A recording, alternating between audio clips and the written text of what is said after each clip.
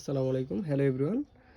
আজকে আমরা ইংরেজির একটি বেসিক গ্রামার শিখব এবং খুবই দরকারি একটি গ্রামার।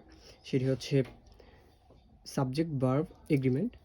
আসলে সাবজেক্ট হচ্ছে কর্তা আর ভার্ব অ্যাকচুয়ালি ক্রিয়া।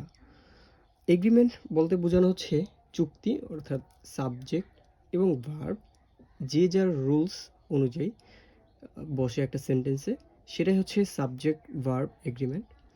সো আমরা যখন ইংরেজিতে কথা বলি, লিখি, তখন এই বিষয়টা আমাদের খুবই দরকার হয় যে কোনো কম্পিটিটিভ এক্সামে।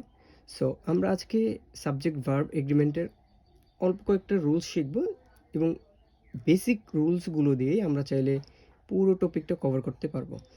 সো শুরু করি। সাবজেক্ট মূলত যে কর্তা। সো আমি যদি এখানে বলি যে he is play football, he is play football.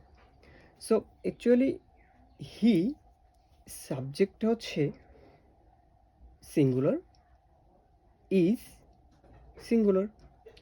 So he is, he এর পরে ইজ হবে এবং এরপরে এই যে ভার্ব প্লে, এখন এই প্লেটা শুধু প্লে হবে নাকি এর সাথে প্লুরাল বা সিঙ্গুলার কি হবে, এটাই হচ্ছে মূলত এই টপিকের মূল অংশ। সো দেখেন, হি ইজ, হিটা সিঙ্গুলার, ইজটাও সিঙ্গুলার, ভার্বটা কিন্তু play, play means plural. So আমরা এখানে যেই বেসিক কথাবার্তা শিখব সেটি হচ্ছে সিঙ্গুলার ভার্ব অলওয়েজ সিঙ্গুলার ভার্বের, সিঙ্গুলার সাবজেক্ট অলওয়েজ সিঙ্গুলার ভার্বের সাথে যাবে। আবার প্লুরাল ভার্ব অলওয়েজ প্লুরাল ভার্বের সাথেই, প্লুরাল সাবজেক্টের সাথেই যাবে। সো এইখানটাতে হি ইজ প্লেইজ হবে, ইজ হবে, because play, only play is plural verb. So এখন আমরা প্লেইজ এস বা ইয়েস যুক্ত করে এটিকে সিঙ্গুলার করে ফেললাম।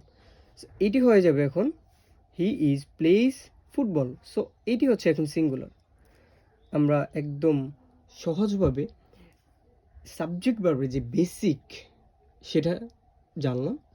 তো এখন আমরা যদি অল্প কয়েকটি রুলস, সেই রুলসগুলো দেখব এবং জানার চেষ্টা করবো আসলে কীভাবে এটি কাজ করে। যেমনটা বলছিলাম, singular subject take singular verb. So singular subject এখানে যদি বলি, let's example, he is or are reading a book.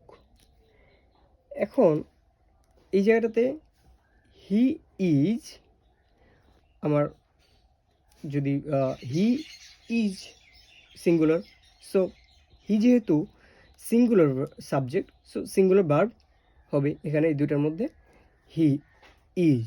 Then reading a book, so সে বই পড়ছে। দেন প্লুরাল সাবজেক্ট, প্লুরালের ক্ষেত্রে they is, well past sentence make করি, was, were reading a book. So এখানে দে ওয়াজ হবে না were হবে, এখানে বেসিক্যালি দে ওয়ার হবে, বিকজ দে হচ্ছে প্লুরাল, প্লুরাল সাবজেক্ট প্লুরাল ভার্বকে নিবে। সো এরপরে আমরা রুল নাম্বার 2-তে যাব। টু সাবজেক্ট, দুটো সাবজেক্ট যদি এন্ড দ্বারা যুক্ত হয় তাহলে এর পরবর্তী ভার্বটি প্লুরাল হবে। আমরা একটি উদাহরণ দেখব।